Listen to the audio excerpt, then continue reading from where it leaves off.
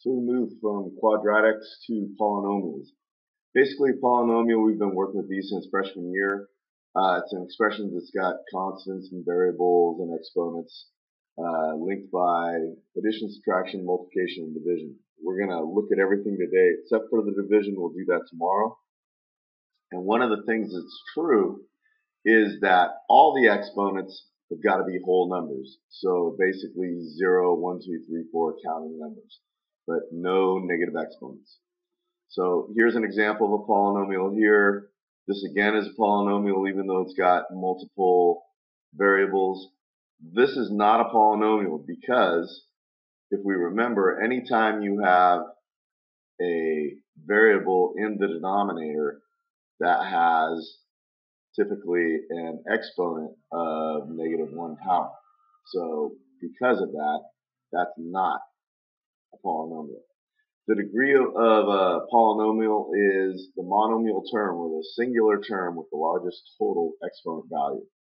So in this case, I have a total exponent value of 6, here is 4, and here's 5. So therefore, I've got a 6th degree polynomial. So when we simplify these kind of expressions, you can only add or subtract like terms. In other words, the variables need to be matching and the corresponding exponents also need to be the same. So again, as a review, we see we have a variable of a and b in each case, but not all the exponents match. You'll see here that we have a matching exponent only in the a to the first, b to the second term. So we've got a total of 5 plus 1, or 6, a to the first, b to the second. You can leave that first out if you wish, plus 2a squared b. In this case, much easier because we just have a and b terms, so add the coefficients out in front. We have 37a and 47b, and we're done.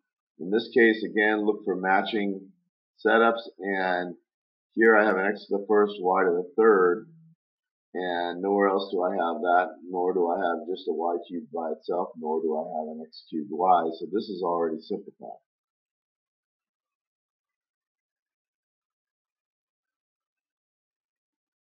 Not to say they're factored, but they are simplified. And so here we have a situation very similar. The parentheses are here basically just to mess with you. So I want to look for an x cubed anywhere in this function. I don't see any, so I'm going to write my x cubed down. I'm going to look for an x squared y. Here's an x squared y right here. And I add the coefficients, which are 5 and -5, so I get 0 x squared y, which is just 0. I'm going to look for a y cubed, and I've got a y cubed right here. So add the coefficients, which are 1 and -2, or negative y cubed. Then I have a xy squared. Here's an xy squared. -3, -1 is -4 xy squared. Here we're going to have to take and multiply or distribute first. So I'll distribute each of these terms in, and that gives me 2w to the fourth plus 6w minus 8w squared minus 20w plus 20w minus 10w to the fourth. And let's look for our like terms. Once again, w to the fourth here, w to the fourth here. Add the coefficients, -8, w to the fourth. We've got a w here, and w here, which gives me a total of 6w, and then w squared here, -8w squared. More often than not, you'll see this written with descending powers of w. So when we multiply terms with exponents, we take a look and notice that in every case we want to talk about monomials first. And what a monomial is that it's a number, variable, or a product of numbers and variables with no negative integer exponents.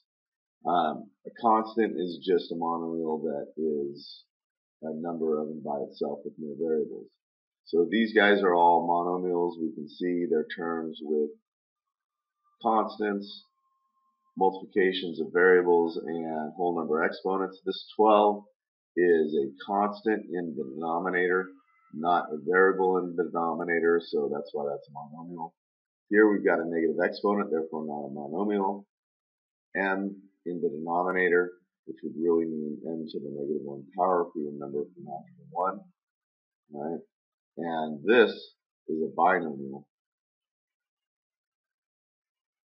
because we have an addition linking two monomials together.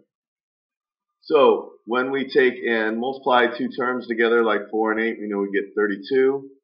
4 is the same as 2 squared, 8 is the same as 2 cubed, and 32 is 2 to the 5th. So you can see the pattern here. We're taking something with the same base and adding the powers, and that's basically the rule for multiplying monomial terms together. You've got to have the same base, and then you may add the two powers. So in this case, I have the same base of 6, and I add the powers of 7 and 3, which gives me 10. In this case, my base is x, and I add the powers together, which gives me 17. Same base here of a, add the powers, get 11. B, add the powers, and get 14. One thing you got to make sure of is that if you don't have the same base, all right, you can't multiply these together. So this really is simplified.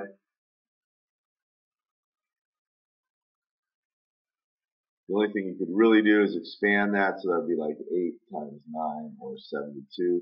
But this is not equal to 6 to the 5th. So here are some more expressions. Notice we've got a negative exponent here. That's okay. We can still add those together. Same base, add all the powers. That's a negative 1, and 8 is 6 to the 7th. In this case, we multiply the constants together, so I get a negative 6, and then add the powers of the same base, so that's x to the 12th. I have 3 constants I multiply together, which is 90, and then the w's match, so that's w to the 8th and y to the 4th. In this case here, I have an a to the negative 3 power and b to the 17th, and we'll just leave that negative 3 for the time being.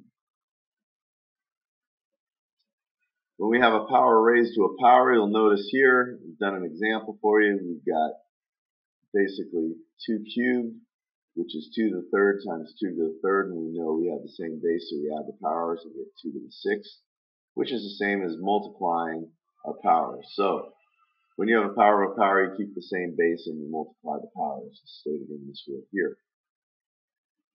So in this case, we keep the same base, we multiply the powers, so that's x to the 20th and y to the 15th. Over here, notice this 2 is to the 1st power. So I have 2 to the 3rd, because I'm multiplying 1 and 3, x to the 9th, and w to the 21st, but 2 to the 3rd is 8, so we simplify that. You get x to the 9th and w to the 21st.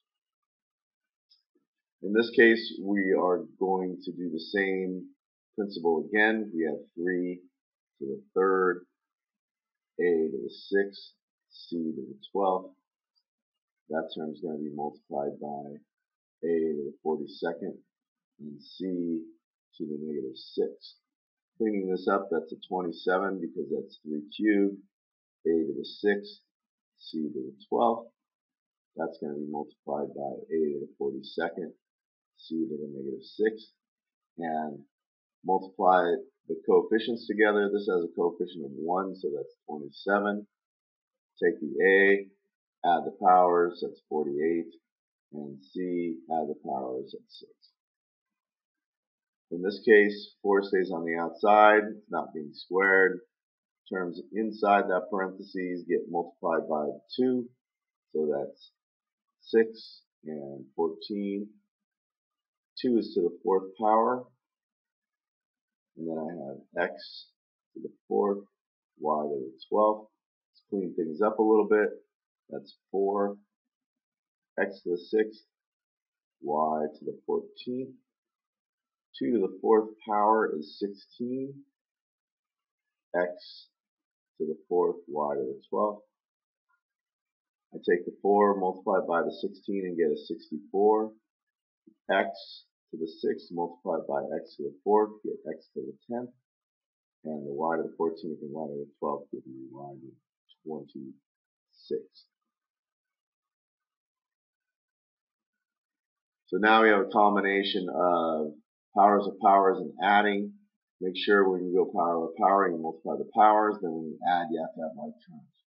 So in this case, I have 5 cubed, p to the 6th, q to the 12th, plus, this is a negative 1 to the 6th, p to the 6th, q to the 12th, giving me 125 p to the 6th, q to the 12th, and negative 1 to the 6th power is a positive 1, p to the 6th, q to the 12th.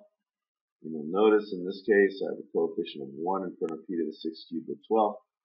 This is a p to the 6th, q to the 12th.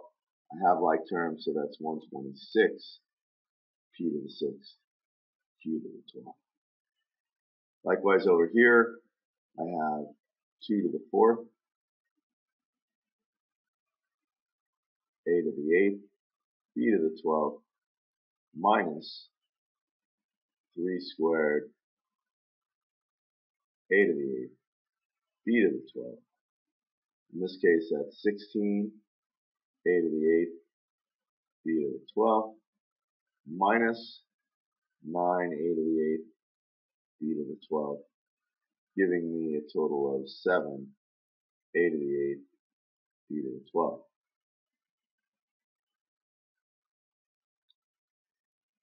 A little bit different here because I have variables in my exponent, but handle it no differently. I know I have a power raised to a power, so I multiply powers, so that's x times, or raised to the, 3n plus 3, and multiplied by x to the 4n, again because I'm multiplying the powers.